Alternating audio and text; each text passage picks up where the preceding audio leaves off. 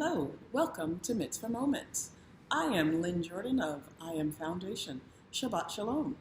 Today's Mitzvah Moment number 17. Mitzvah 17 is from the book of Leviticus, chapter 19, verse 17c. Not to embarrass other. Incur no guilt because of him. The entire mitzvah is the following. You shall not hate your kinsfolk in your heart. Reprove your kinsman, reprove your kinsman, but incur no guilt because of him. This mitzvah is broken down into three mitzvot, actually. Mitzvah number 15, number 16, and today, number 17. There are several ways in which you can incur guilt or sin because of your brother who committed sin, whether he or she committed sin against you or against God, against Adonai, Hashem. The first way to incur guilt or sin because of your brother is when you don't rebuke him, when you don't reprove him, when you don't correct him. Rebuke, reprove, chastise, admonish, they can be used interchangeably, depending upon the severity of the correction. But when you do not reprove your brother, that's when you can incur guilt upon yourself. And subsequently, you potentially can harbor resentment and anger in your heart and hatred in your heart, potentially bottling up and not saying, bottling up these emotions and not saying anything to your brother about it. It is important to speak openly to your brother about him. Give him the benefit of the doubt. Discuss it with him. Discuss the matter with him or with her. And subsequently, when you give him the benefit of the doubt, you are not culpable. They say, he who does not rebuke a sinner is considered culpable to the sin that was committed.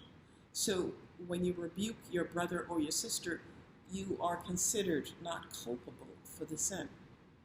You are heeding to the mitzvah.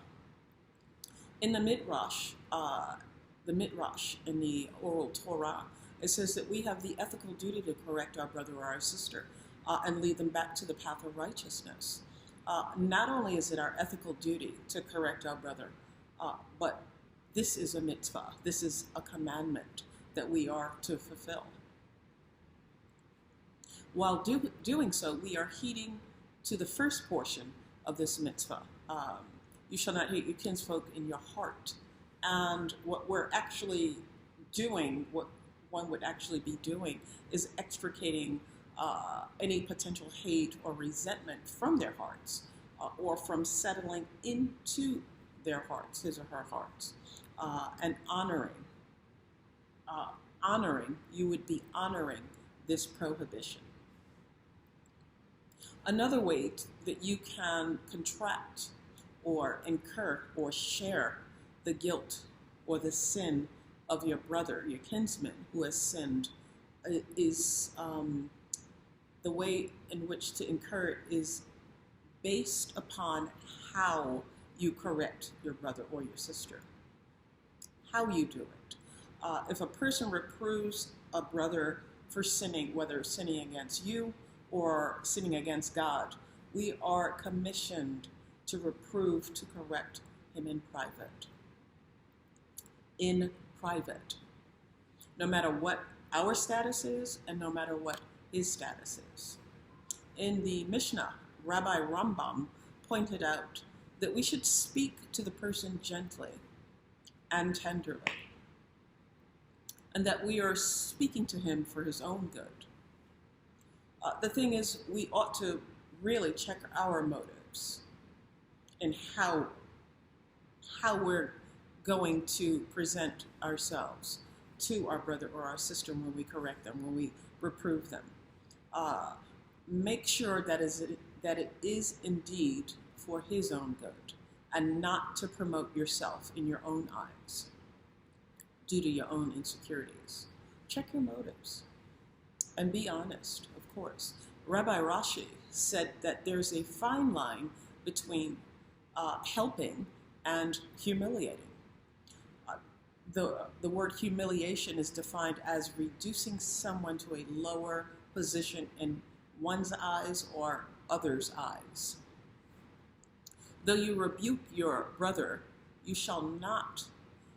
The prohibition is that you shall not expose him to shame. Literally, make his face turn pale. And in that case, you will bear the sin on account of him if you do that. This should be the guiding principle to follow when reproving or rebuking your brother. Rebuke him in private first. In private, of course. That's how I would want it to be done for me.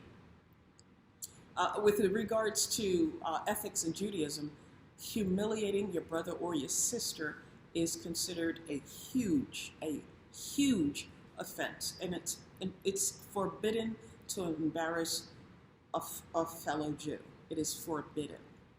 How much more is it forbidden to humiliate your brother, your sister in public, where he or where she would suffer more and greater shame? That is why we're commissioned to do it in private. Remember, we are the seed of Abraham, grafted into the olive tree. So, of course, this applies to us too. We are not to reprove another while putting shame, while putting scorn, while even speaking or thinking curses or slander upon him for his behavior, for his sin. We are to reprove, to correct our brother in private. But it says that we are, even in private, we are not to humiliate our brother as well. Even in private, we are not to humiliate or embarrass our brother or sister. We are,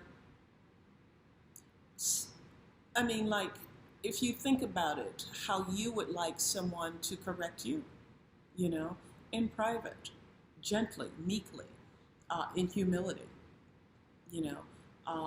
kindly, tenderly. Galatians chapter 6, verses 1-2 says, "Brothers, suppose someone is caught doing something wrong. You who have the Spirit should set him right, but in a spirit of humility, keeping an eye on yourselves so that you won't be tempted too. Bear one another's burdens. In this way, you will be fulfilling the Torah's true meaning, which the Messiah upholds." Again, that's from Galatians 6, 1-2. Also, another important thing is that God created man in his own image. In his own image. In the image of God created him. Male and female created he them. And you can find that in the book of Genesis chapter 1:27. We were made in God's image. His image.